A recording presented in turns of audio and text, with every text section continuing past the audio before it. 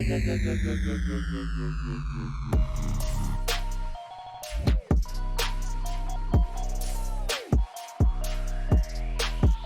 right, welcome back. Episode 28 of the Collecting Shiz podcast. Got Retrospects with me, man. Appreciate you taking the time, come and hang out. It's been a long time coming. I'm working through a list of collectors I got to bring on, but I appreciate you. You're the next guy on the list. Um, Thoroughly enjoying the YouTube content that you're putting out, all of the stuff, joining the live streams. I think you got one coming up. Actually, I just heard today you're going to be on the Flips podcast with Dan and Old School Pokemon. So I'm going to link that down below, the last Flips podcast. So everybody go in there, enter in a bunch of questions for Retrospects to answer next time the podcast happens, which 2 weeks or so away from now, which will be cool. Also, the YouTube will everything linked down below for Retro. So if you could, though, please introduce yourself to everybody.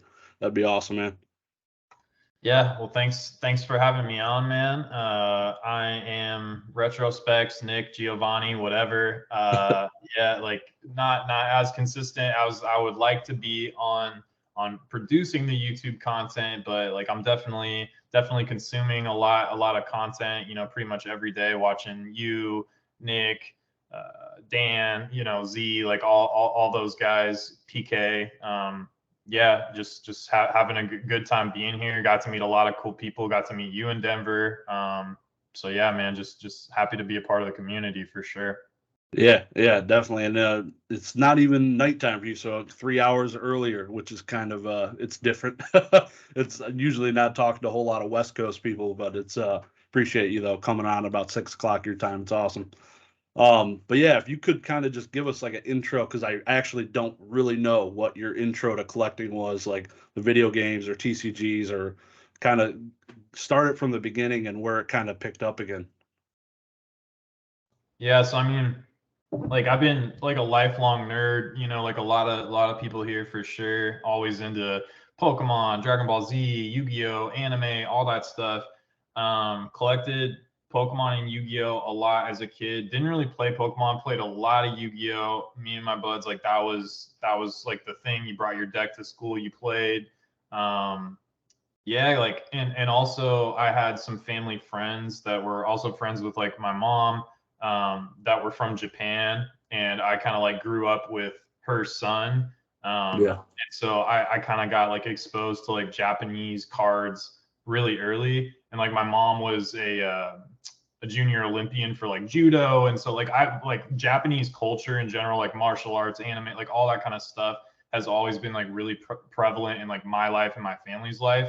And so I feel like that just kind of like lends itself well to like TCGs and stuff. So then when the boom came around, and like everything was going crazy, my homie posted that he had picked up some Pokemon cards on Instagram. I was like, damn, like I didn't even know Pokemon was still popping like that. You know what I mean? Yeah, and to be honest, like I went to my LGS because I thought I could just buy all this product and like instantly flip it on eBay and like double or triple my money. And I could have, but to be honest, like I bought all this stuff and I looked at it when I got home and I was like, dude, I want to rip this. And so I like ripped it all. Horrible move, but anyways, like fell down the rabbit hole like everybody else. And I mean, I started with the base level channels, kind of like everybody else did, like the Lean Hearts, Pokérevs, Twice Big Jigs, Real Breaking, all that kind of, just to get the basics, just to understand like what sets are hot, what cards people like. I mean, I hadn't looked at Pokemon or what was going on with Pokemon literally since I was a kid, so I had no idea what was going on. But then, ended up working my way to channels like Pokenomics, Z&G, Old School, Dan, channels like, and like kind of like learning more about how the market worked and things like that. And I'm very financially minded, so just this as a business and this as a market is so fun to me and such a blessing to just be able, like as a grown ass man, to be able to sit and like chill with cards and video games and like all the stuff that you would normally like waste time on or have fun on, but then you can make it like your hobby and your business, and like that's a huge blessing. So yeah. Hell yeah, man. So you said in the boom, so like end of 2020, that's when you were buying cards? Yeah, like end of 2020, early 2021. And like it started with the Pokemon stuff for sure, but like everything got really expensive really quick. You know what I mean? Like when I started, Shining Fates ETBs were like 40 or 50 bucks, and then probably within like a couple of months they moved to like 90. You know, and that was on like offer up kind of thing. Like you had to meet people, and they were still like doubling. You know, and people were going to Target and buying stuff off the shelf, and then immediately taking it to the LGS and selling it. You know, and it was just a crazy time, and like stuff was expensive, and I didn't really feel comfortable like spending a lot of money on any one individual thing as like an investment or anything like that. So at that point, I just started going down rabbit holes, man. I started looking into other cards, like weird stuff.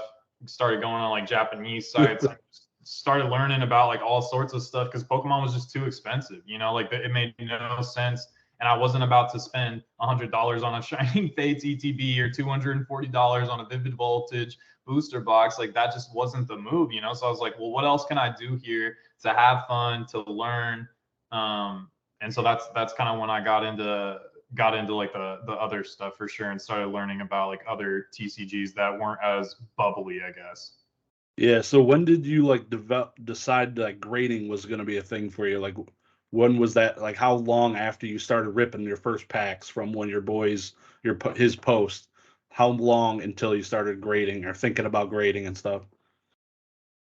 I mean, I could actually probably look back and see when my first PSA submission was, but to be honest, like for a long time, I was more like trying to buy things that were either already graded or buy like raw cards that were undervalued or whatever, and kind of like do that as flipping a little bit. And this was also partially because like PSA was so expensive. By the time I really understood grading, PSA had closed down. And so I didn't have like opportunity to make any sort of plays. I wasn't in before PSA shut down, sending Hidden Fates off at like $8. You know, like I wasn't able to make that, make those types of plays. And I remember I want to say it was like November, maybe it was like October, maybe September or October of 2021. I started going super hammer into numbered Marvel cards because PMGs were starting to like pop off. A lot of the sports guys were talking about it. A lot of like the big sports channels were getting into Marvel and Star Wars and all this other stuff. And I kind of saw the writing on the wall, and the same sorts of like fundamentals or whatever that I would apply to Pokemon or Yu-Gi-Oh or whatever. I was looking at these Marvel cards and I was like, damn, these are severely underpriced. So I bought like a ton of those raw with the intention to just be able to resell them raw, because with like numbered cards, it's you can still get a premium from grading them, but because they're numbered, they can kind of create their own premium if they get bought up pretty quickly. So I bought a bunch of those and kept like the best, 5 or 10 that were going to grade like 8, 9, or 10.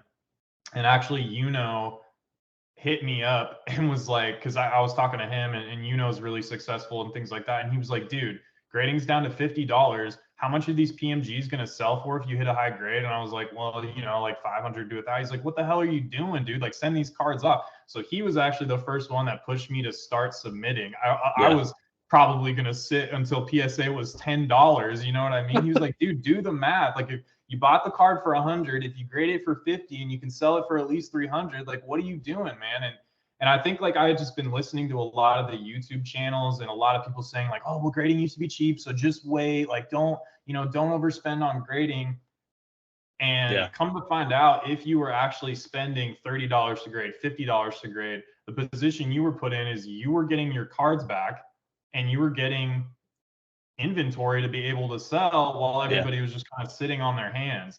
And so if you took advantage of that time period, you did pretty well, So anyway, sorry for the rant.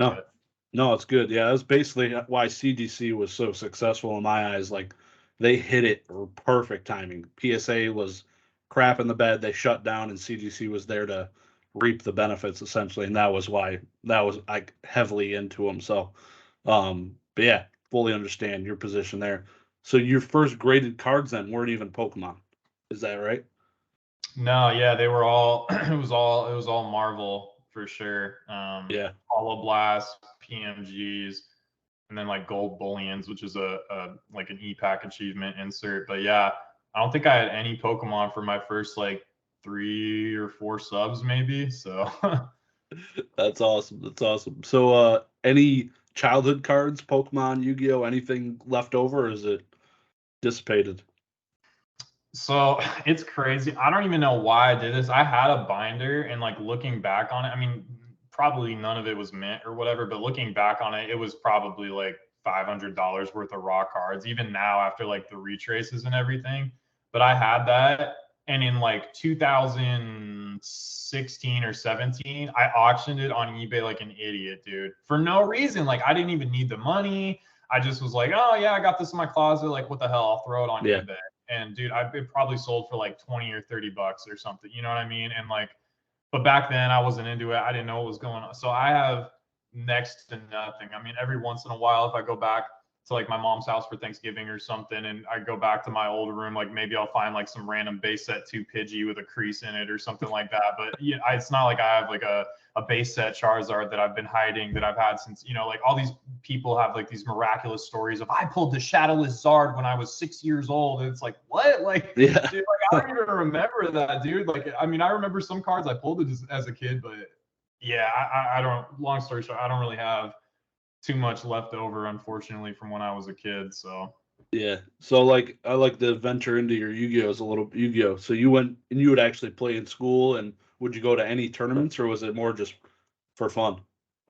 no, actually, so there was a card store. I live in Washington. There was a card store in the Tacoma Mall, I Yeah. remember, and it was actually pretty poppin'. And I remember going in the cases, like the most playable cards were most expensive, like Yeah. Raigeki and things like that were like 50 bucks even back then.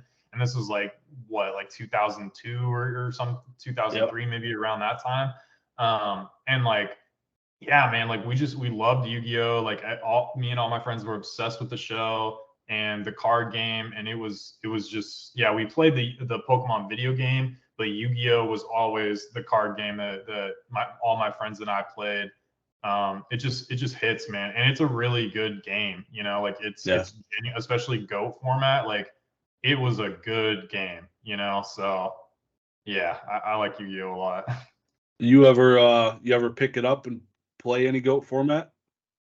I remember I hit you up like a Yeah, few yeah, months yeah. ago, and I was like, "Is there somewhere I can play online?" I mean, I would, man. I just like, Yeah.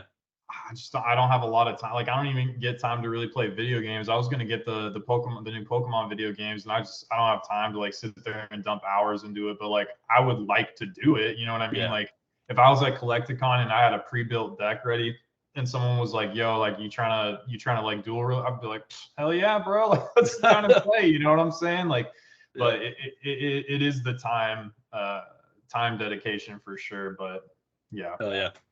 Yeah, one of my best friends, that came to Denver. He did not go to Swami's. I had two friends. The one came, one did not come. The one that didn't come, we had played GOAT format like for a few hours in the hotel, just chilling. So it definitely got to have somebody there that has a deck that you want to be able to play. It's a riot though. Thoroughly enjoy it.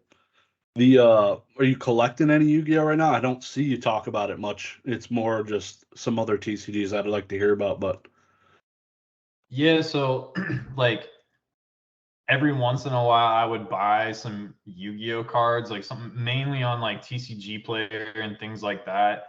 But and I did actually buy like a few binder collections that I picked through and kind of like, sold through those and stuff like that. But the main thing I kind of noticed with especially with vintage Yu-Gi-Oh is the condition on it is so like the cards get cooked. You know what I mean? Almost yeah, definitely easier than like vintage Pokemon. Like the cards are just the stock is a little bit, and just the corners because they're square and things like that. But now I've kind of like recently been teaching myself because even though I really like it, I don't know nearly as much about it as I do the Pokemon. So like my plays have been very base level, like modern Dark Magician girls, buy 30 of them, slab them, sell them type thing. But now I'm trying to go into like I just recently bought. I don't know. I think I recently bought this. Yeah, this is a prize card. I don't know if you can see that. Yeah, Monster Reborn. Yeah, so it's a Monster Reborn, and it's got like the prismatic foiling. You can't really see it because my webcam's doo-doo, but these World Championship ones, they have the prismatic foiling, and then there's an overlay that's like hieroglyphics in foil over the card. Like, I don't know if you've seen that, but it's so sick. So I've been buying a few of those. Those are like really low pop, and they come from like, you know, Japanese World Championship packs. So yeah, I'm gonna grade a few of those out, and then I bought a few like Japanese Game Boy promos, like the five, what is it, like 5 God Dragon or 5-headed dragon, like. Yep. Yeah, so I've been getting more into it. Like one of my big goals for 2023 is to like really learn Yu-Gi-Oh. You know, like obviously I know what characters are popular, but I don't know the market nearly as much as Pokemon. So yeah, it was crazy in Yu-Gi-Oh. I was just messaging DNA back and forth a little bit about it. Like literally a year and a half ago, if you went into the Yu-Gi-Oh Facebook group, which I started on like Facebook groups for Pokemon, but I went into Yu-Gi-Oh ones. It's pretty much people buying and selling modern stuff or stuff to use in tournament play. So when you go in there like, hey, looking for this card, and then somebody's like, hey, I got one. I was like, oh, cool, send me a picture. It literally nobody would send me a picture. They'd just be like, well, it's excellent. Plus, here's the TCG price. You're gonna buy it at this. You're not getting a picture. Like, you get out of here, bro. Like the card's like $250. I'm like, I need a picture or something. Like I don't need 7, but give me front back at least. But it's they've definitely turned and learned in the last year and a half that collectors are coming into the space. So it's going to be interesting how that develops. It's obviously come down a lot from because they did a similar peak to Pokemon. But yeah, it's going to be interesting to see how it plays out. Are you in other collectibles besides cards at all, or is it pretty much cards? yeah, so I have a sub off at WATA right now that I'm just kind of like, I want to see the liquidity. I have more games I could send, but I'm waiting to see like how this first submission does before I like, you know, go full bore with it. But I like graded video games. I think they're cool. I understand that like, you know, for a while there was some weird stuff with like the Mario game, and there was like some, I don't know, some dude made a video about it or whatever, and it left a bad taste in people's mouths. But just overall, like as a collectible, I don't like all the arguments that people make against graded video games are like, oh, well, you can't play the game. Okay, well, you can't play the card. You can't read the comic once it's great. Like all the arguments that people make are kind of dumb. Well, it's dumb that they're grading the plastic. It's like, what? Like it's a surface. It's just, I don't know, man. Like to me, yeah, like video games are just as I mean, you dumped hours and hours and hours into these games over your life, you know, like these are extremely nostalgic pieces of pop culture. You know, should you go out and invest $5 million into it or whatever? Like probably, but like the idea that like someone wouldn't be into that is just kind of like, or like you have the original like Windows up there, right? Like, I don't know, man. Like I feel like I've gotten more and more open-minded over time to where I'm just like, that is cool. Do I need to have it? You know, like I heard somebody buy like an original iPhone sealed for like, you know, whatever it was, like 10,000 or something crazy. Do I need that? No. But do I like understand why somebody thinks that's cool? Yeah, absolutely. I mean, I'm in the Discord for Buy, and there's a whole section on there for vintage tech, and it's just Japanese vintage tech that people from all over the world, US included, will just buy Japanese tech from like the 90s to like make stuff with it, or it's crazy, man. So people are into all sorts of different stuff. So graded video games does not seem like, you know, way off in left field. Like I think they're cool, honestly. Not trying to shill them. I do think they're cool. So yeah.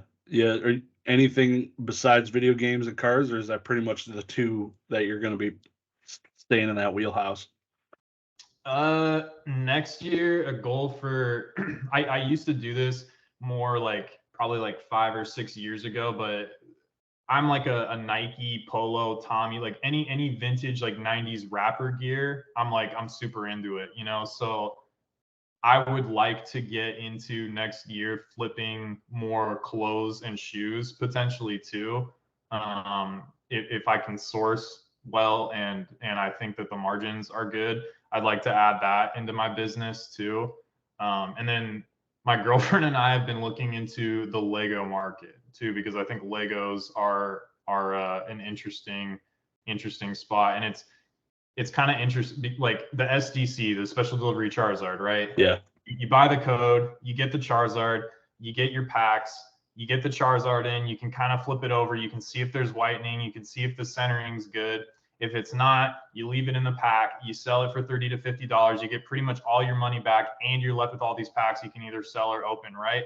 Yep. Lego with premium sets, it's the special delivery Charizard play. You can buy the box at MSRP. You don't even need to get it for cheaper or whatever. You can open it, you can put it together, you can have fun. And if you keep all the pieces and you keep them in good condition, you can put them back in the bag, put them back in a box, and sell it sometimes for more than what you paid for it. Like it's like, yeah, man, the Lego market is it's interesting. It's and it's fun. Like, I don't know. I played Legos as a kid and stuff, built stuff as a kid. So yeah, I think it's cool.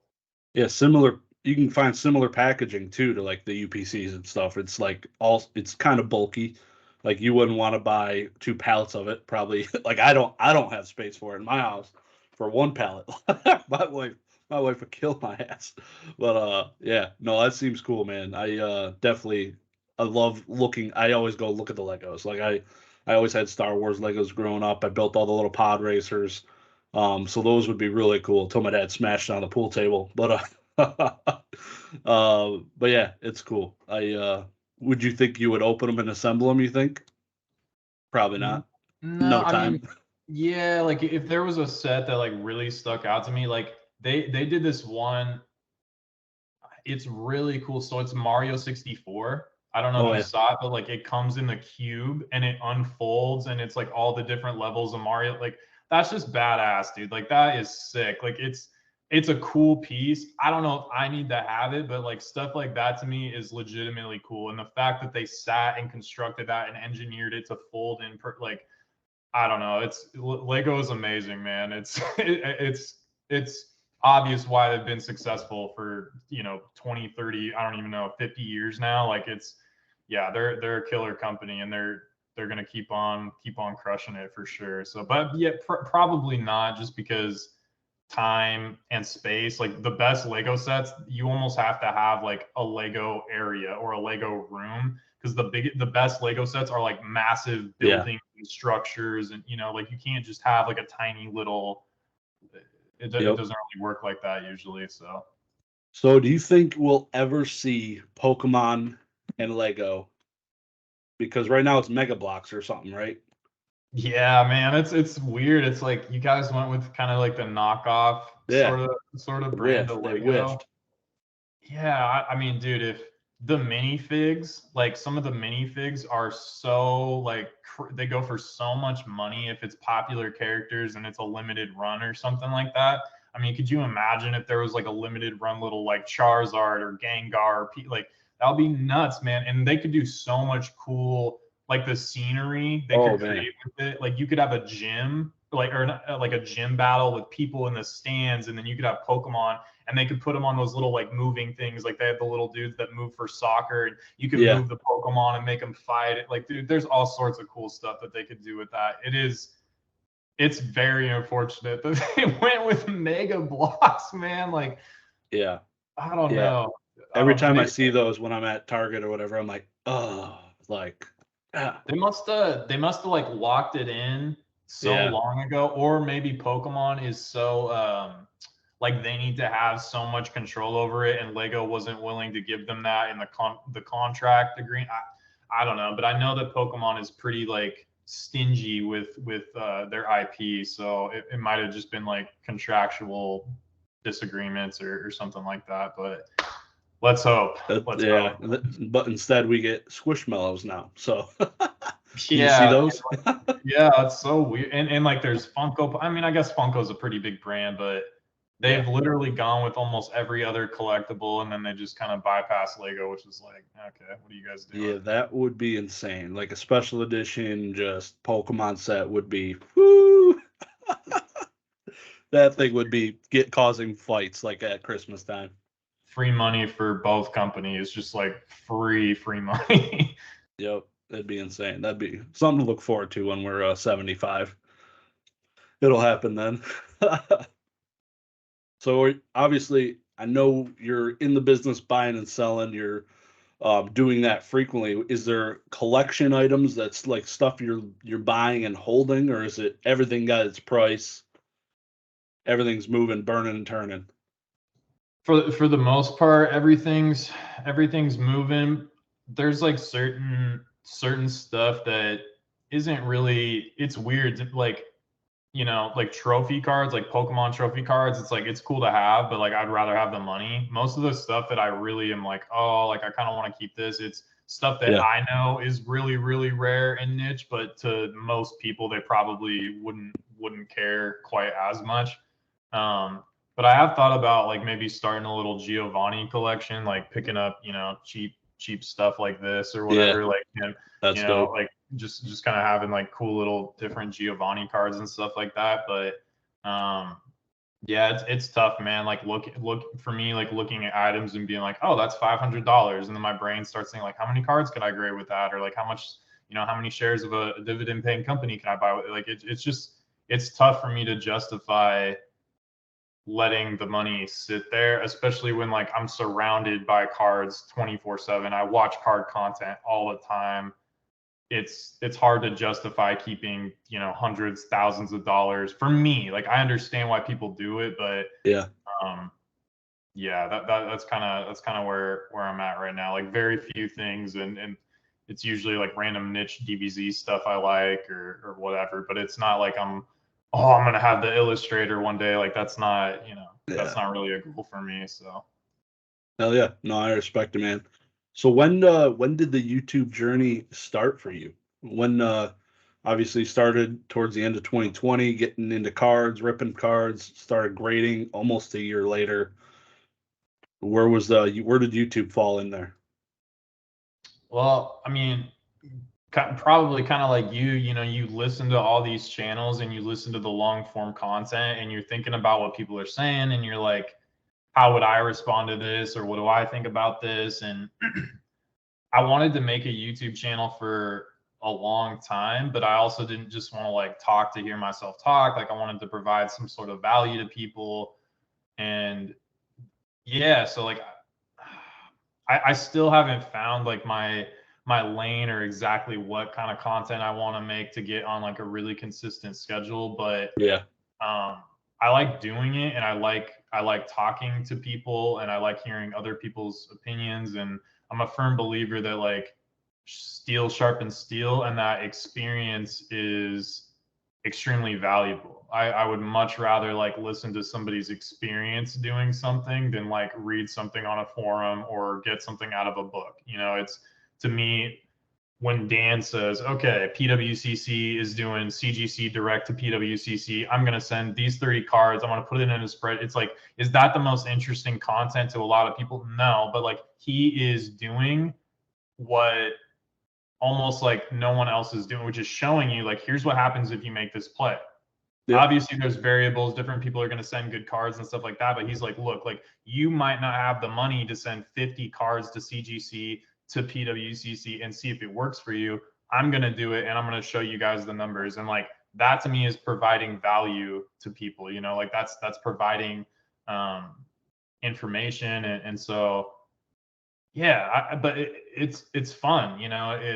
It's a cool space to be in, and like it's important if you're going to do this as a business. It's important to have like a reputation, and you know you can do that from behind a camera on Instagram or whatever. But like putting your face on camera and just kind of like showing yourself to people and being like, hey, I'm here. I'm an honest person. I do good business. I'm a nice guy. Let's talk. Let's nerd out together. Like I think that's important, you know, for people to connect with you. Yeah, it's a great networking tool for sure. What is your primary selling channel? Is it eBay, or what is your selling channel? Yeah, mainly mainly eBay. I've been selling a good amount of stuff through Instagram. People just like reaching out through like Discord, or I did like a PSA return video that like a lot of people hit me Yep. up through, which was nice.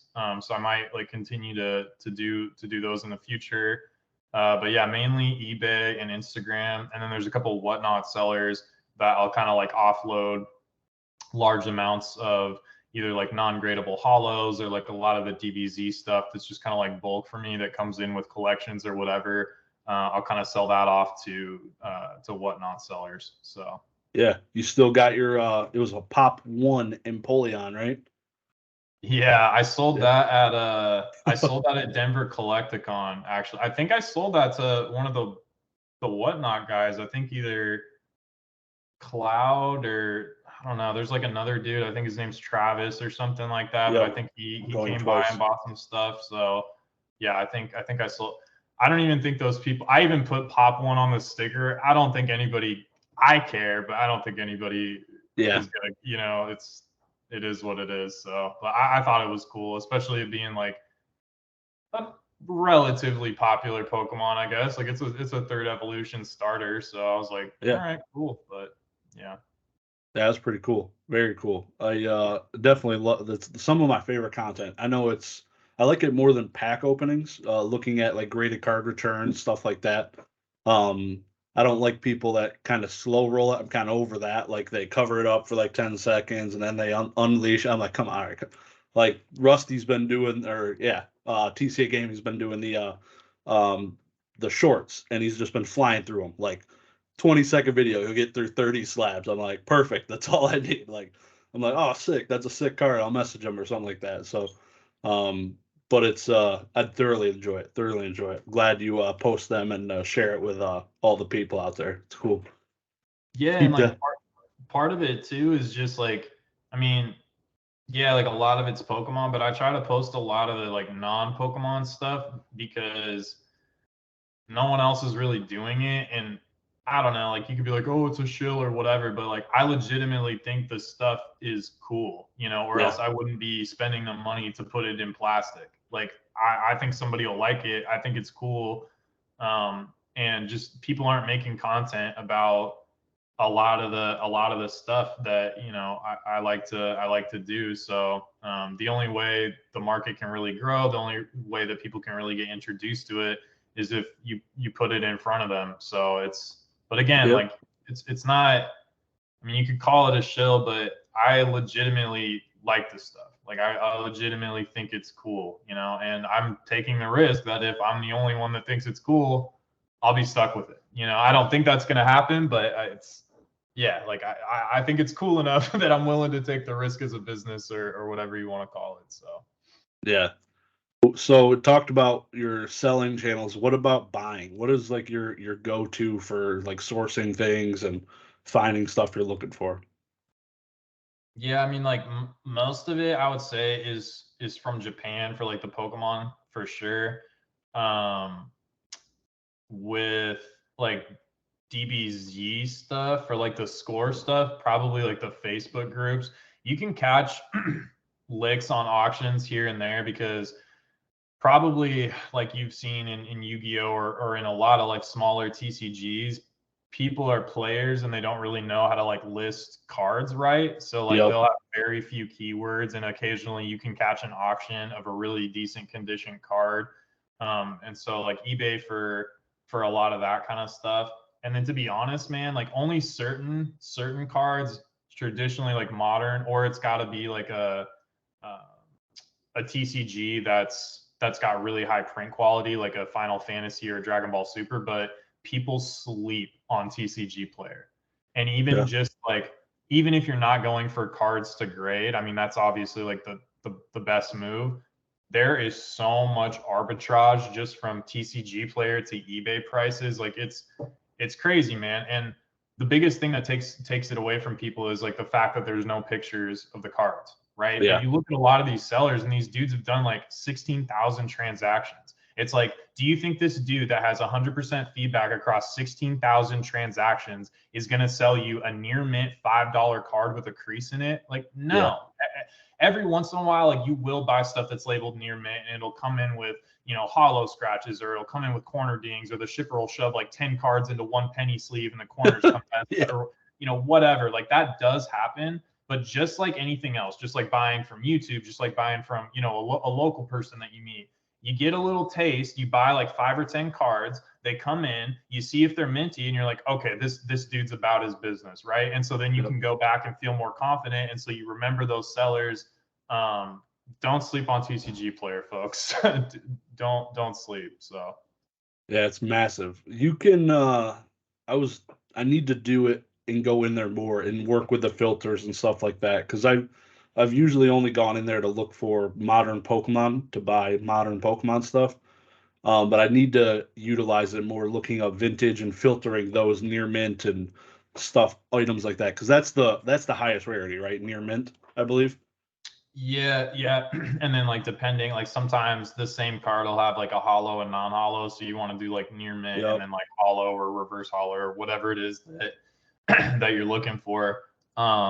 Vintage, like I haven't done as much with vintage, like with Pokemon. I would say generally if it's obvious, like you're not going to get an Expedition Charizard off TCG Player in 10 condition. Probably. Like obviously, like I don't, somebody's going to go out and do it and be like, oh, you were wrong, Retro. But like the kinds of cards that you can probably get for in Pokemon on TCG Player in actual 10 condition are things that people aren't thinking about. Like I have a buddy that does really good. He's probably going to be pissed off for me saying this, but he's graded a lot of E-Series 10s that are non-hollow rares of popular Pokemon. And he was picking them up for like $5 a piece for like Alakazams. You know what I mean? Yeah. Putting them in a slab for 15, and then they're selling for like $150, $200, and maybe more if they're popular Pokemon. So like that kind of like, if you want to hit licks on Pokemon, which is already kind of like blown up, you need to kind of like be thinking outside the box. Maybe you're going for mid-air reverse hollows, or you're going for non-hollow rares of popular Pokemon that people aren't really thinking, like that kind of stuff, right? But then with Yu-Gi-Oh, like Yu-Gi-Oh is so, especially in the modern, like Yu-Gi-Oh is so player focused that most of the sellers, most of the merchants on TCG Player that are selling Yu-Gi-Oh are shops that are getting stuff like Nick Old School, a week, 10 days, whatever before release. They're breaking down 10 cases and they're listing singles. So all that stuff is going to be packed fresh, right? And if a specialty product comes out, they're breaking down the specialty product, pulling the promo cards out, listing those. That's how that stuff works. So you have a lot better shot at getting modern Yu-Gi-Oh because it's more playability based, and not as many people are going to grade those cards, if that makes sense. Yep. So 100%. Yeah. Is there any Marvel and DBZ on TCG Player? There's Dragon Ball Super. I've only bought like some SPRs on TCG Player, but that is one of those games where like the card quality is just, it's really, really good. They have some print lines and things like that, which, the hyper glossy kind of cards just tend to in general, regardless of IP. But other than that, man, like Dragon Ball Super, a lot of it is 10s for sure. So, and then what was the other one that you asked about? Marvel. I don't think there's any Marvel on there. There's comics now, though. They're selling comics, but I don't think that they're selling like just individual Marvel cards. The best place to buy Marvel is honestly like join the Marvel Card Collector Facebook group and join Swami's Discord. Yeah, I did.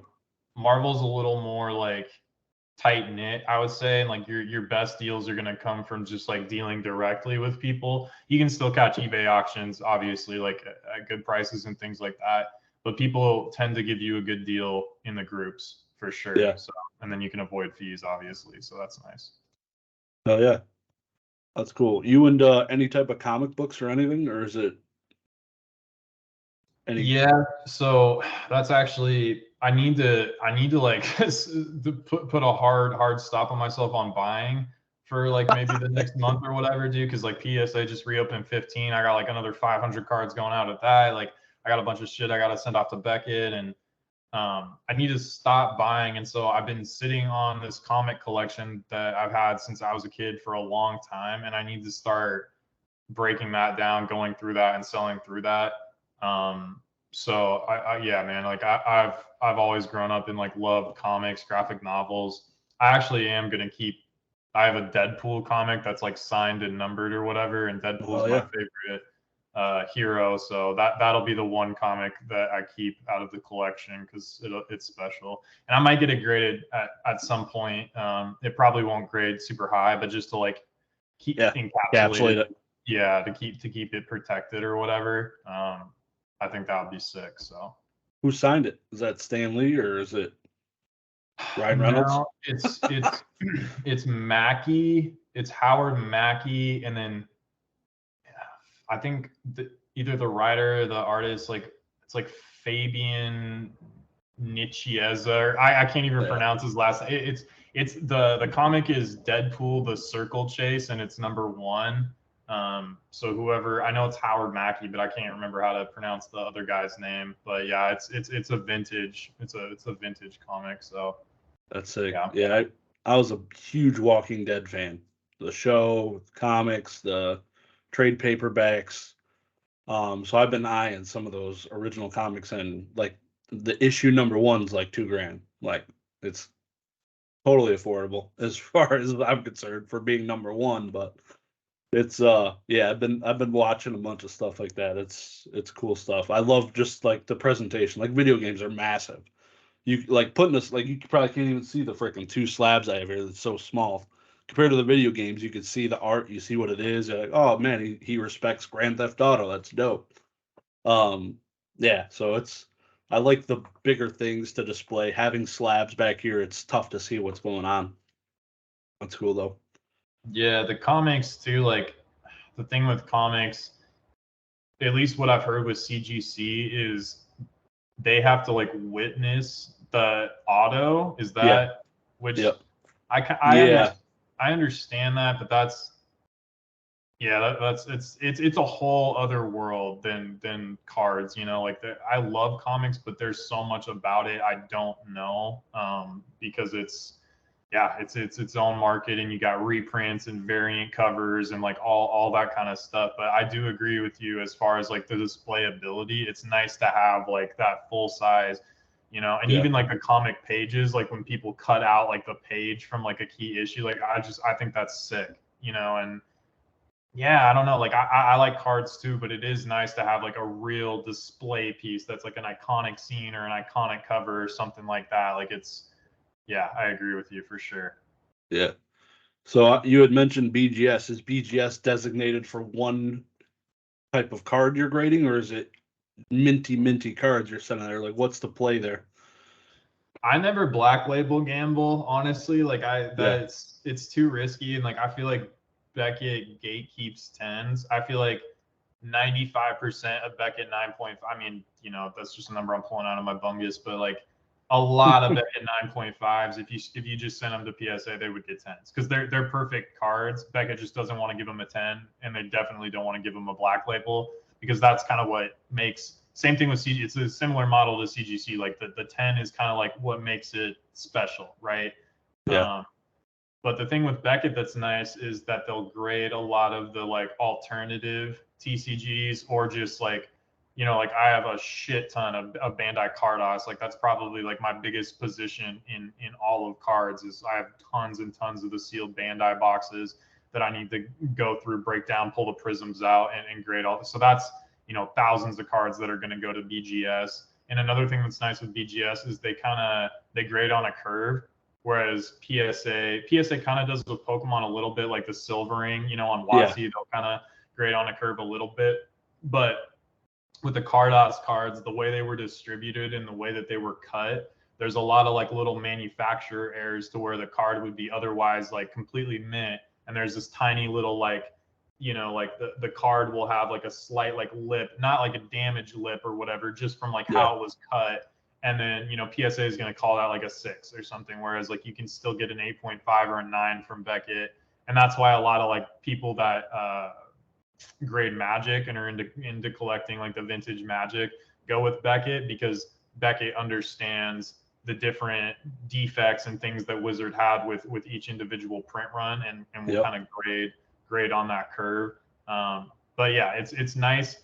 Like I have all these 18s that are in like assembly or 15s that are already in assembly or whatever from when they did the special. Yeah. I have one that I sent a bunch of like Final Fantasy and My Hero Academia and stuff that PSA will grade, but stuff that like some of it I had to enter manually myself, or stuff that doesn't get graded all the time, and that is still sitting in research and ID like 3 months later. You know what I mean? So like I probably won't see that sub for another 4 months. Whereas like Beckett, I put the information in, they're gonna double check it, but like they're putting it in a slab, so that's a benefit to them. And I do like the look of Beckett slabs. I'm not gonna lie. So yeah, are you a fan of like even the silver and the white label, or is it pretty much gold and above?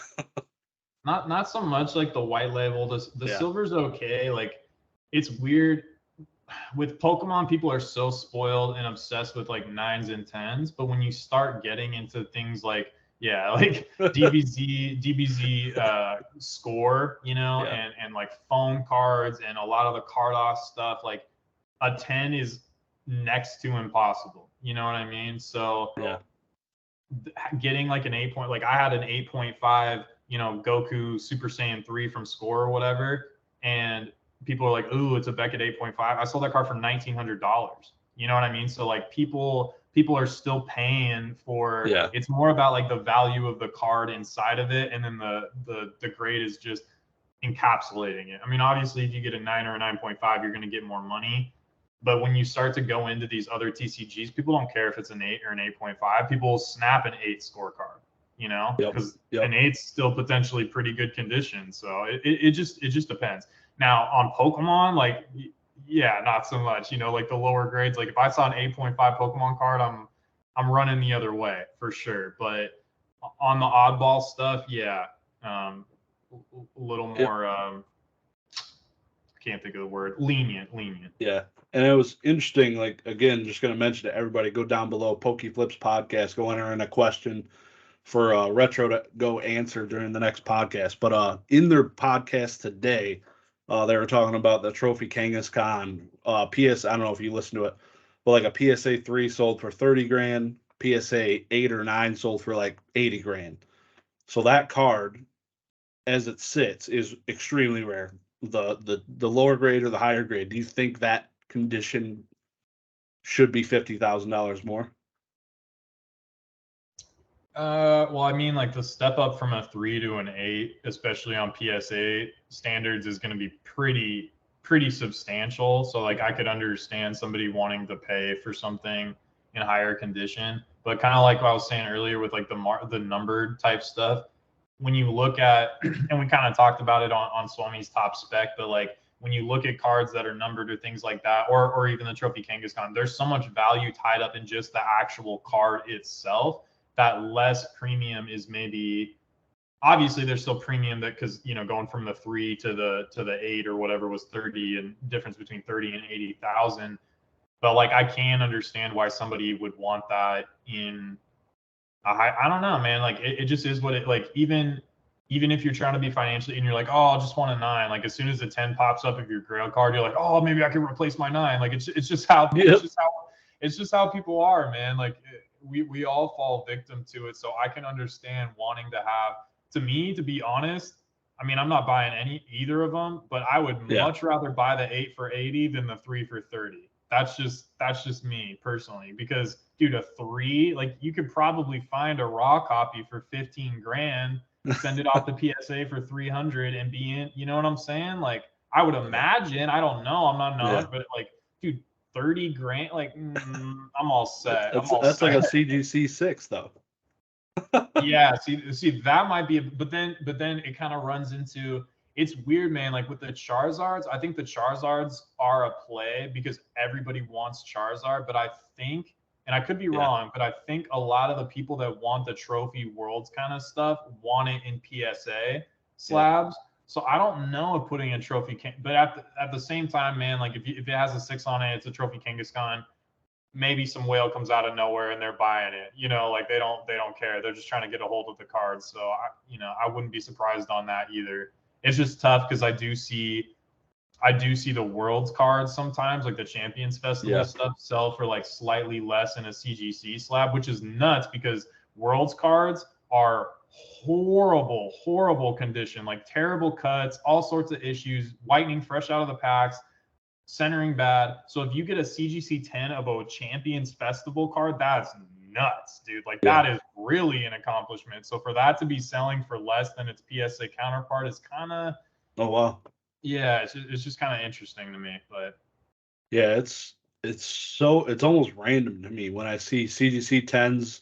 They'll sell higher than PSA 10s. They'll sell for the same price, and then they'll sell for less. It's I haven't figured out the algorithm to how it's determined or how it goes, but it seems definitely like things that are more searched on eBay will do well. Like the more niche 10s, they seem to be getting hammered some of the time. So it's it's awesome.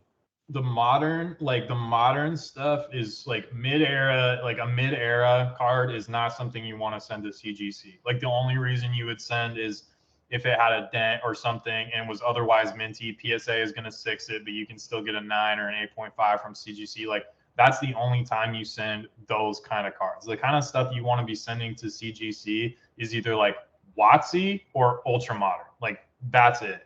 Like obviously, again, there's nothing is black and white, but like generally, like that's the kind of stuff, in my opinion, like as a business, that's the kind of stuff I would send to CGC, because with CGC, you can send the rainbow rare to them, get it back like slightly faster, but like the 10 is going to command a higher premium. But the turnaround is that the other side of it is that you're going to get less 10. So if you sent 10 rainbow rare V-Star Charizards off to CGC, maybe 3 of them 10. If you send them to PSA, 8 or 9 of them are going to 10, right? So like you have to do the math and kind of see like what's the difference, because the CGC 10 of the Charizard might sell for like 225, 250, and the PSA Charizard is selling for 175 to 200. So then it's like, okay, well, is it really worth it for me to go with CGC here? Because even though I have to wait a little longer, I can get more out of the PSA. So it's just that math problem and the time crunch. But the people I see being ultra successful with CGC are slamming 100 character rares out as soon as the set drops, like those kind of plays, you know? Yeah. Yep. Yeah, I feel you. You obviously you're a huge fan of English WOTC. Number one fan I know. No. Yeah. So if you could just divulge, I know you talked about it a little bit in the beginning, like just growing up and stuff, but what is kind of the big reason it doesn't seem to be like in any of your plays, which I get it. It's not really in any of my plays because I could barely find any of it. Like if I could find it, of course I'll buy it and I'll sell it if I could find it. But maybe that's the reason. But I guess kind of divulge me a little bit. What's happening with that? Like why I don't really go for the English. I mean, like I'll buy any. Like I mean, the first card show I had gone back to after like the pandemic or whatever, I went to, and it was funny because come to find out, this dude was actually in Pokenomics Discord or whatever. Dude sold me 3 Shadowless cards. I graded a 9 Venusaur, a 9 on the Nidoking, and then an 8 on the Zapdos or whatever. And I bought those 3 cards for like 350 or something. So like if the money's there to be made, like I'll snap it. It's just like it doesn't do a lot for me. Like it's I don't know, man. Like the Japanese to me just has like this cultural sort of feeling around it. Like with English, a lot of stuff is worked into sets, whereas there's so many specialty releases and different types of promos and product, and like that to me is cool about Japanese. And like the other thing with English is the information is extremely accessible. In Japanese, it's not. Like it provides chase, it provides hunt. You have to work for it, and that's just fun to me. But I also I like the look of the kanji like on the card. To me, it adds to the art. Like a lot of people are like, I can't read it. I don't read any of my cards. Like I'm not sitting there like, oh, flip 2 coins if tails, do tail whip and deal 20 damage. Like I don't care about that. And you know what I mean? Like it looks beautiful to me with the Japanese text on it. It just kind of adds to it. The only thing that's a drawback for me with Japanese Pokemon is that they didn't do the mid-era reverse hollows. And that's yeah. like one of the most amazing things about like the English is just all the different reverse hollow patterns they did with like the stamping and the gold lettering and all that. Like that idea is just like a banger. And it sucks because reverse hollows now are just bulk, but like reverse hollow mid-gen stuff is, at least in my opinion, like it's fire. You know, like Yep. I just got the Unseen Forces Typhlosion in a 10, and like that's been a grail for so long. And like, yeah, man, like the Pokeball hollow in the background, and as you move the card, the Pokeballs, like that's just sick, dude. Like that's, you know, like so it's unfortunate that they didn't do that in Japanese. That's kind of a letdown, but yeah. Yeah, do you think is it you? Yeah, and I didn't really ever think about it till now. Like Japanese, it seems a little more accessible. Obviously, you made the WOTC play when it presented itself, and there was like money to be had. But a lot of it seems overpriced. People ask, like, if you go on eBay looking raw WOTC, like people are your favorite comment, smoking dust. Like I swear to God, like I see some of this stuff, I'm like, well, I could buy this PSA 9 for $40 cheaper. I guess I guess you're valuing it at a 9.5. So yeah, it's I definitely for the first time ever, like I played in modern this year, and now getting not hosed because I bought $4 cards in bulk essentially. Am now going to probably look at more modern Japanese as a play just because the cards can be printed good. Like it is insane how bad some of the English cards are still. Like what century we in? Like you look at all these other TCGs, even MetaZoo is better than Pokemon. Those are coming from Alibaba or whatever. So I don't know, man. We got a lot of growing to do. Looking forward to that. Yeah, the card quality fresh out of pack on English isn't. I mean, it's tough, man. And like, I mean, don't get me wrong. I mean, not every card in Japanese is going to be perfect or whatever, but generally, like, Yeah. I would say the main thing that's better about Japanese is corner dings and whitening. Like, Yeah. there's Yep. still centering issues here and there. Like, you get the little twisted frame kind of thing.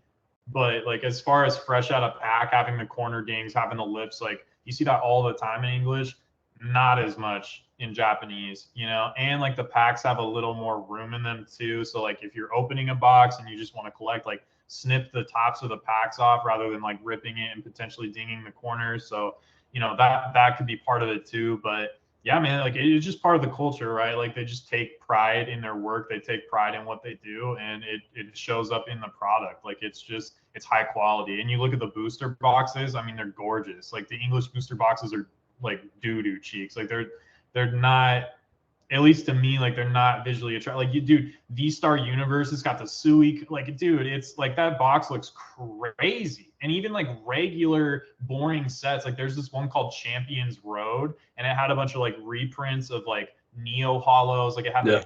that had like the Tyranitar from Neo in it and stuff. And like, dude, that box is filthy. It's got like Feraligatr and like the art on it is just nasty. And like, I don't know, man. Like the product is just, it's enticing. It's cool. Like Yeah. yeah, I don't know. Like I like it a lot. So I'm a fanboy for sure. Yeah, I got a question you might be able to answer. If not, then somebody down below in the chat. But the language thing, not being able to read it, it only drives me nuts when people post spoilers. Because generally I can't go because I have a deck and I play the TCG, so I see these freaking banger cards. I'm like, is that card playable? I don't like. I want to know kind of what the ability is. Like, just that's the only aspect. Not for collecting. Of course, the arts they look better than the English. I'd say the textures and stuff. Similar to Yu-Gi-Oh, the textures are way better. And but yeah, just the knowing if the card's playable, because I was like, man, that'd be sick to have that foiled out, and that'd be sick. But it's basically only the people that play the TCG, which is pretty slim in like this area of the market. But Yeah, in Japanese Yu-Gi-Oh too, especially like Yu-Gi-Oh is so much bigger in Japan, especially oh like yeah, the game too. Like it's taken so seriously in Japan, as compared to over here. I mean, it's still big over here, whatever, but like they really take it. So like playable cards over there go nuts. Like they go nuts, you know. So it's it's interesting. And it's funny, like a lot of the modern plays, even with the English Yu-Gi-Oh, like it'll be a playable collector's rare that sells well. You know what I mean? But I don't know if you've seen this video. You probably have. I think the creator, it's like Ruben Dale or something, but he made these videos. They're like 2 hours long, and they completely go over like the meta game and how it evolved. And like, dude, I was just completely engrossed. I was like, oh man, I remember when that card came out. And he's like, this is why this was important and this had this effect. And like, it's nerdy, but man, like I just sat and geeked out on that for like 2 or 3 hours learning all the different, like advances in the meta games and why this card beat out this card because it had 50 more attack points. And that was important. And it just, and that matters too to like people's nostalgia, right? Because they remember like this card was really important because it was super playable, and so then they're gonna want that like in the future, like Raigeki and Change of Heart and cards like that sell for. And it's so funny, man, because like Yu-Gi-Oh has this dynamic to where like the monsters, like Blue Eyes is of course like the Charizard or whatever, right? But like spell card, like magic cards, they sell for a lot. Trap cards sell for a lot. Like not as many supporters or trainer cards outside of like the full art trainers sell for a lot in Pokemon. And I think that that's really weird because like you need trainer, like I'm pretty sure Bill's PC was like a super playable card way back in the, but like are people stonking out on Bill's PC? Like it's weird to me, you know what I'm saying? Computer search. Computer search for like a change of heart or a monster reborn, like you get that in a PSA 10. I mean, that's a 5-figure card. So it's just it's interesting how like the playability drives the collectability of that so much, but hasn't kind of or is maybe never going to in Pokemon as much. It's just I think that's kind of cool too, because some of my favorite arts are trap cards, or magic cards. I mean, the monsters are sick too, but like, man, dude, there's some banger like Mirror Force and stuff. Like, come on, dude, those arts are sick. So Magic Cylinder, like, Mirror Force was my second Yu-Gi-Oh PSA 10 card. I love it. That's one of my favorite cards of all time. That thing just slaps. Yeah, it's iconic, man. And like, there was something gangster too about like your buddy just thinks he's about to clap your cheeks and you just like flip the trap card and you're like, sorry, boss, like it's over with. Like that feeling is so gangster, you know what I'm saying? So I feel like that kind of feeds into it too, is like you could really mess somebody's day up with the right magic or trap card too. So yeah, I wish Pokemon had cards you could play on your opponent's turn. I know it's happened, I think, randomly in the meta in the years, but it's not existent right now. But that would be, maybe that's too complicated and it gets that extra level of complication. Then you can't have 6-year-olds going to the league and stuff. I don't know, but yeah, that'd be interesting. That'd be cool. Start playing down trap cards, Sakuretsu, Mirror Force on your opponents. That'd be sick. Yeah, like the Pokemon game, I don't know, it doesn't appeal to me as much as a Yu-Gi-Oh, just because, and again, like I have very little experience playing Pokemon, but just from like what I've kind of heard on podcasts or seen, a lot of like the current meta is focused around like just drawing very quickly. You're trying to like run your opponent out of cards, and like that's not as fun to me, I guess. Like that, I'd rather like sit and play like a chessy sort of like really think about my next move. And I feel like Yu-Gi-Oh does that.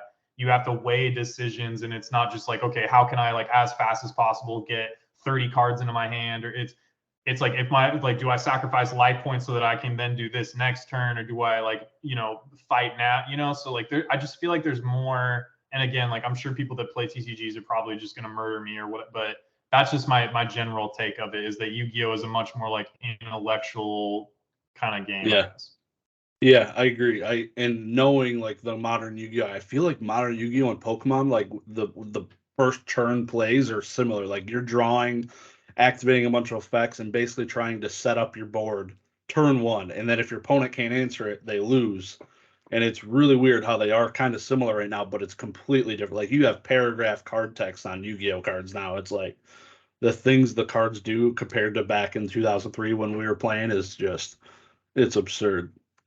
Yeah, and that's part of the reason too why, like, if I was gonna play Yu-Gi-Oh, I think I would prefer the GOAT, because kind of like you were saying, like I remember when I first started looking back into like Yu-Gi-Oh, the deck that had just won was the 7 Samurai, and like that whole setup was basically like you said, it was the one turn thing. It was pulling the right card, getting the counters so you can discard this to your graveyard so that you could drop that out of your graveyard and then summon like you know, the Samurai Shien with like 3,000 attack points on turn 1. And like, that's cool, I guess, but like that's not fun if you can just end a game in 1 turn and it's all about pulling the right card to chain together. Like that, that's more luck based to me than skill based, because you just need to have the right cards in your deck. You don't need to think, you know, and that's not as fun to me. Maybe no disrespect to Yu-Gi-Oh! World Champions, but that's just A lot of people chalk it up now to like the dice roll. If you lose the dice roll to go first, then I lost the match. Like it's insane that you could think that. Like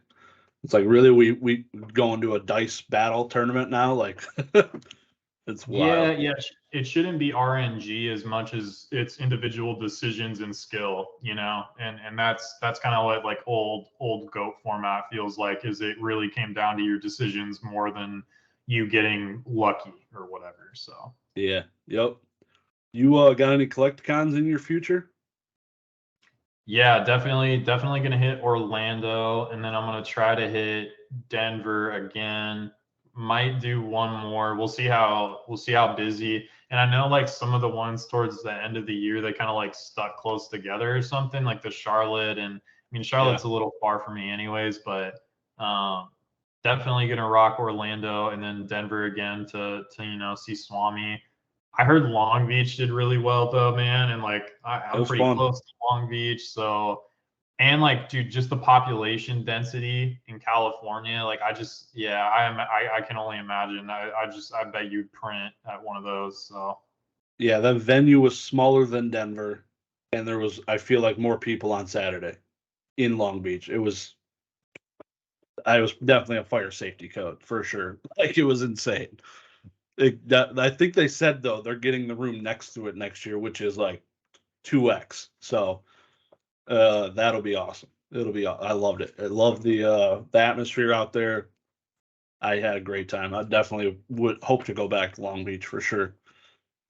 Yeah. Okay, well, maybe I'll see you in Long Beach then, if not Orlando. Yeah, you go into the what is it, the one that's going to happen down in LA area with Leonhardt and what's that guy's name? Oh man, the PokeTuber, the big PokeTuber. He's got PokeRev going out there, Poke Chloe. Damn. What is it? Is it like a thing that he did? What was the pop-up shop? Is it that kind of deal, or is it like an actual con? But it's a con, yeah. But there's a lot more. There's vendors. Man, what the hell? I might have deleted the email too. Feels bad. Is it in Texas? Deep Pocket Monsters. Oh Pat yeah. Flynn. Pat Flynn. Yeah. Yeah. Okay.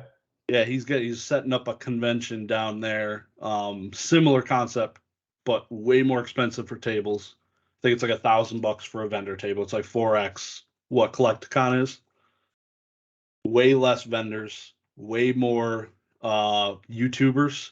Like, and then I don't know. It would never be a play for me. PokeRev's going. This is probably his first event since the pop-up shop, I would think. But it's good on him because definitely get him out there. But it seems pretty interesting that I feel like they could have did a lot better job looking at it. And it's seems expensive as hell for what it is. Yeah, I mean, if I was gonna do something like that, which you know, it sounds like I probably it probably won't be, but if I was gonna try to like make the most out of that experience, I would buy stuff that I know those people want. Like I'd show up with heavy WOTC packs.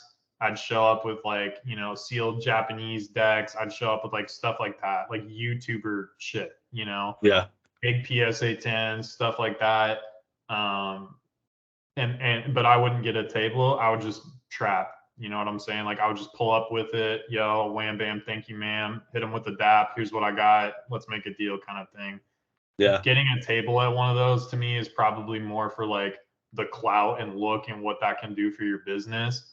But $1,000 overhead to recoup. And like my thought is, if they were going to bring, you know, 10, 30, 40,000 people, yeah, sure. But if it's $1,000 for vendors, I'm sure tickets are going to be $150, 200 or whatever. And a lot of the people that get there are just going to go there for the experience. They're not going to be buying $2,000, $5,000, $10,000 cards. They're going there to meet YouTubers and get their stuff signed and take pictures with their friends and put stuff on Instagram. So as a business move, I don't know that spending $1,000 to have a table at that, but you know, I could be wrong. Like maybe that event pops off, kills it, or but dude, $1,000 is a lot to recoup overhead for a table. So at any card show, you know, maybe like the sport, like the national or something. But for like a TCG show, like a band ain't cheap, you know. So you the next in Orlando, you gonna be vending again? yeah, I'm gonna do at least one table. I thought about doing two, but like that seems like a lot to keep track of. I don't know. We'll see. Nothing really bad happened in Denver at all. Like nobody reported that, you know, like anybody was trying to do anything weird or trying to steal or do anything like that. So it's not so much that, but it's just a lot to keep track of and take care of, you know. And you got like, because 2 tables is like what, 4 cases, and I don't know, it might be a little too stressful, so I might just stick with 2, but definitely gonna be vending for sure. And it's nice because 15s and 18s are like, you know, coming back like literally right, like, you know, this month, next month, so perfect timing going into February with Orlando. I'm sure everybody that'll be in those sections is going to be flush with inventory. Yep. Yeah, if I went, I would probably vend myself. I've gone to I think 4 of them. I've vended every other one I've gone to. Because I do thoroughly enjoy, like you did. You walked around, we're making some plays, buying stuff out of binders or whatever. Love doing that. That's what I was doing in Denver on Saturday and Sunday. So it's I like taking the time to bounce back and forth between vending and that. So it's cool. Yeah, I saw you. I remember you posted a video that you vended at, like, maybe it was a local show or something like that, or maybe it was Long Beach actually that you vended at, right? Was that what it was? Yeah, with the old Yeah, school, you had a good looking table set up. So, but Yep. you do mainly you're mainly doing CGC, right? No, it's about 50-50 there. I got a bunch of PSA. Okay. Yeah, about 50-50. Okay. And how Had do you? probably 20% Yu-Gi-Oh, and that sold like I sold all the Yu-Gi-Oh before Pokemon even got touched. It was insane. Really? Yeah. Huh. Okay. It How was do you feel it was all about? vintage, but yeah. Okay. How do you feel about CGC Yu-Gi-Oh? Yeah, I like it, but it's basically the same price points you're gonna see in Pokemon. It's getting just not disrespected, but if it's got a bent, it's getting sent, right? So same concept. And but yeah, so like I got a PSA 9 card coming back, and I think it almost guarantees a 9.5, and it may be a shot at a 10 at CGC. So I might crack it because I pulled it out of a pack myself. I'm like, I don't really care. I'm not going to sell it probably ever. So I'm just going to send it to CGC, get the higher grade, get it in a slab that actually doesn't abbreviate the entire set and destroy it. But yeah, similar pricing though. So a 9 at CGC is going to sell for under a PSA 9 price. But a lot of the high end collectors I'm seeing on YouTube are huge fans of it, but they're still not sent like there's like when they have 10s, they're sending to PSA, which I would too. If I had a slam dunk 10, it's going to PSA to make sure I get that 10. So yeah, I don't know, man. I like all my vintage Yu-Gi-Oh is pretty much in a PSA slab. I don't know, it's just the way it is. Looks good Yu-Gi-Oh! though. Yu-Gi-Oh pops are low too, man. It's crazy. Like for how big of an, I mean, Magic pops are low, but like Magic has this weird thing where people like aren't, they're hostile, kind of degrading it. It's super focused on the playability, and it doesn't really have like its own IP. It doesn't have the anime or the manga, and I feel like a lot of people's connect. I mean, Blue Eyes was never like the most playable card in the world. You know what I mean? Like it was a strong monster, but like to get it even out onto the field was a pretty difficult task back when, you know, Yeah. it was in standard rotation and things like that. So the reason it's Charizard is because like, you know, like it's popular from the show. Like everybody loves like Exodia, everybody loves Blue Eyes White Dragon. Magic doesn't have that connection, so like it's understandable that Magic pops are low is what I'm trying to say, but like for Yu-Gi-Oh pops to be so low is nuts. Like it's, yeah, man. Like I think I think people will be very, very surprised if they took a look at Yu-Gi-Oh pops, and not even just like, you know, Duel Monsters era stuff, but like a lot of like the Starlights, the Ghost Rares, things like that. Like a lot of these cards are sub 50, dude, sub 30. And it's just like, what? Like, you're telling me that, like, and big, like Slifer, you know, and Obel, and it's just like, what? There's only 30? Like, that's crazy. Like, those numbers in Pokemon would command such nutty premiums. Yep. I just think I don't know, man. Like, I'm not entirely sure. I mean, and Yu-Gi-Oh has taken off for sure, but like nowhere near, you know, like you can still buy Duel Monsters era boxes for what, like $1,500, $2,000 first edition boxes. That's insane, dude. You can buy like a doo-doo black and white or XY box for that. You know, like, and it's just exactly. So it's like, yeah, and like even an unlimited like fossil is like what, like 10K or something. 6K, so for you to be able to get like a first edition, yeah, man, I don't know, man. Yu-Gi-Oh might have some room to run, bro. Like it's the thing about Yu-Gi-Oh is doesn't have the generational like Pokemon. Like they're not bringing in a bunch of 6-year-olds. Like they're not ripping Yu-Gi-Oh packs right now. So that is my only concern about it in the future. Like Pokemon is insane. Like what they're doing. Hopefully Ash goes back to the Elite Four now that he just slapped it. Spoiler alert. So but yeah, the generational thing, it doesn't seem to be there. Like if you go to a Yu-Gi-Oh tournament, it's a bunch of dudes that are aged 20 to 30 going into slapping each other. Whereas when I was playing, there was literally like 6-year-old prodigies there. Like it was awesome. Yeah, Pokemon has like the cutesy effect, like it appeals, but I feel like Yu-Gi-Oh is kind of dark, and so you kind of have to be in like that tween to teenager to really, or at least that, you know, and that's when the show came out, and that's when we were all kind of. So yeah, I think that's a good point. That makes sense. But still, man, like it's right there for me. It's like number 2 when we're talking about, you know, like the big IPs and cards, and yeah, some of the prices, it's just like, ooh, I don't know, man. Like if I was like a long-term, maybe like investor, I feel like you could maybe find more value in first edition Yu-Gi-Oh than you could in first ed WOTC right now. Maybe and I think that the first ed Yu-Gi-Oh pops will move a lot less than the first ed WOTC pops over time. That's just my personal opinion. That's just what I think. Not financial advice, but I was just on the podcast on old card shops, and I looked up the population of Metal Raiders, the second ever English Yu-Gi-Oh set. Guess at what the total population unlimited and first ed is. How many Metal Raiders cards were graded?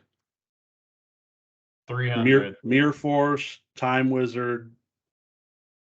I don't even know the secret rares in the set, but I'm gonna guess 300 to 500. Was Gemini Elf in that set or no? That was Labyrinth of Nightmare. Okay. So there's some really bad dragons. Gate Guardian, I think, actually. Ooh, yeah. Shouts out to Jake Smith. That's a good one. So you got all those super rares, the pieces of Gate Guardian. 300, you said? Yeah, 300 to 500, I'm guessing. That would be really low, but it's 1,700, which is still 17. It's insane. Yeah, like the Mirror Force is, I think, up to 75 card PSA 10s, which I don't know. Yeah, I was bullish on it for some time. I'm still collecting, but way slower now. But yeah, I love it. It's fun stuff. I think it's expensive, and so it's like it's gonna take the right person to come around and be able to afford to pay for like a PSA 10, you know, Toon Blue Eyes or Toon Summon Skull or something like that. But like, yeah, I mean, someone will pay for it. I mean, I was just watching like a Solemn live or something. It was probably like a year old or something, but he was talking about how he graded like a Magician Force Dark Magician Girl in PSA 10, and he was able to sell it within like a week, you know, and that's a big card. I don't know exactly what that goes for or what it went for a year ago, but I'm sure that was a 5-figure private deal, you know. So yeah, it was about 20 grand, 25 grand. Yeah, so if you find the right person, man, like they're gonna be there. And again, like especially the 9 pops, I can see so much more WOTC hollows getting graded in comparison to Yu-Gi-Oh, because the pull rates on old Yu-Gi-Oh are really hard too. So opening a box and like, yeah, man, like it just, I don't, who is out here breaking tons and tons of Yu-Gi-Oh boxes or Yu-Gi-Oh packs, and even fresh out of pack, dude, those cards are not 10s, you know, Yeah. print lines, centering, corner dings, whatever. So Stuffing. Yeah. yeah, the back scuff. Yeah, exactly. So I don't know, man, like just interesting. But again, like you said, don't have the generational, so that, you know, there's probably definitely a sell by date unless Yu-Gi-Oh were to make like some big changes. But yeah. Yeah. It'd be like a low pop thing that those cards would do well because the collectors are holding.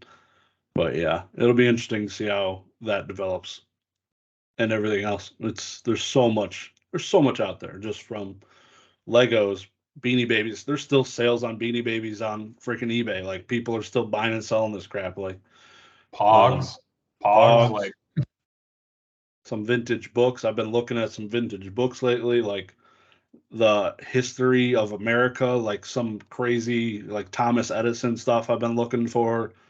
Um, my son's middle name is Edison, which is kind of why he was named that. It's after Thomas Edison. So I'd like, it'd be sick to have one of his, like a vintage autobiography or something, just to have on his wall or stuff like that. It's pretty sick. Definitely go I, down some rabbit holes. yeah, I could see books being like the next. I'm sure there's already some books that are popping off. I remember Swami was talking about them. I think on the chat you guys had, he was talking about some books. But like, Yeah, yeah, we were. I'm pretty sad that I missed maybe didn't miss, but like I wish I would have been buying sealed VHSs of like Star Wars and The Godfather and Scarface and like your big, you know, The like blockbusters. yeah, your blockbuster hits. Like, because yeah, man, I can see those start coming back from VGA or whatever Beckett's VHS grading service is called. I can't remember what the acronym is for their new service, but like, dude, Yeah, you get a Godfather 9.6 or something. Like, good night, dude. Like, you get the Godfather trilogy and all high grade. Like, I could see that selling for $100,000 easily. You know what I mean? And yeah. people, same thing as they did with the video. Oh, that's dumb, and why would you grade a Can't movie? watch it.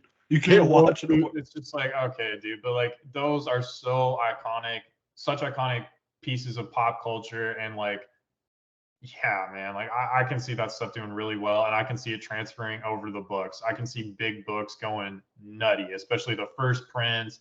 You get like an artist signature or some, or not an artist, but an author sig or Yeah. something. Like, yeah, dude, I could see that stuff. Harry Potter books, like all those, just going absolutely crazy for sure. Yeah. You obviously being your rap guy, right? Obviously, you get collect some of that. Who's your favorite rapper? Who's the greatest rapper of all time? Oh, that's Hit tough. it. I mean, a lot of the rappers I really like, I don't know if people would know. Like, my favorite English, like U.S. rapper, I guess his name is Rock Marciano, and he's very like East Coasty, like Ghostface Killer, like very like slick talk, hella descriptive type style. You know what I'm saying? Like for people that don't listen to Wu-Tang, it'll be like, you know, like the wallabies, and then I had the polo goose down, and then I had, you know, a blunt with the homie, and then we had Thai food from the corner, like hella descriptive, very lyrical, multisyllabic, like, Yeah. yeah. So I love him for sure. Man, I love so many, bro. Like Twista, Bone Thugs, like, oh man, yeah. Twista's still making music? Not like, I don't really listen to like any he probably is, but I don't listen to his current stuff. But when I was a kid, like I was Yeah. slapping Twista relentlessly. Yeah, Bone Thugs, all that kind of stuff. I mean, I was raised on Motown. That's just the kind of music that my mom always listened to. So it was always, you know, Stevie Wonder, Diana Ross, Marvin Gaye. Like, that's the kind of stuff that I grew up on. So I always grew up on like soul music, and then that kind Yeah. of transferred into, you know, my mom listened to like a lot of like Warren G and Nate Dogg and stuff like that. So I yeah, gravitated towards, and like I rap and stuff like that, and my buddies like make beats and stuff like that. So it's just kind of like a personal thing that yeah, I really love to do. And yeah, I could talk about rap for hours, just music in general, but yeah, I love rap for sure. When the hell What can I about get you? a mix? When can I get a mixtape, bro? I could send you some links after this for sure. SoundCloud or something? Yeah. Yeah, you could tell me what you think. I'm working on a project right now. My buddy just sent me. I've just been busy with school and car business, and I run a full time business outside of this, and you know, I, so. But I love music, and I got to get back. I got to get back in the studio. So maybe early part of next year, you'll get an album from Giovanni or something. So That'd be sick. As long as I could play it in like I'll overlay it on my opening or my closing. As long as you don't monetize me or yeah. strike me, I'll be no. Yeah. I won't copyright you. I promise. Copyright me, yeah. No Yeah. copyright. That'd be sick, man. No, I love I've always been a rap fan. I grew up, my cousin would just influence me with what he was listening to. So Eminem was the biggest one, and 3 6 Mafia was the other. Like we just Yes. listened to the most knowns unknowns for hours, just on repeat, and could sing that entire album front to back right now if I wanted to. And it's gonna embarrass the shit out of my kids once they're in school. I'm just gonna be bumping it. It's gonna be amazing. Dude, I remember bumping all that on Sucker Free Sundays Yeah. on BET or whatever, popping my collar, like stay Yeah. fly, yeah, bro, all that stuff. Like, Yeah. yeah, But yep. yeah, those are Yep. classics. Yeah, it's definitely a good time. My cousin who's he makes rap and he's into music and stuff. He's the one who made the beat for my intro and outro, and um it's awesome stuff. I wish I had like some of the stuff to do it, make a beat. I actually downloaded an app to make my beat for my live stream like intro in the last week. It was pretty cool doing it and just like Hell playing yeah. the guitar and the drums and hitting all these buttons was pretty sick. Definitely could fall down another rabbit hole there. It's sweet. It's sweet though. Oh yeah. Have Yep. you ever seen one of these before? Yeah. MIDI Yeah, I've pad? seen. Yep. Yeah. There's a guy, Marcus Veltri, pianist. I don't know if you ever heard of him. You ever heard? No.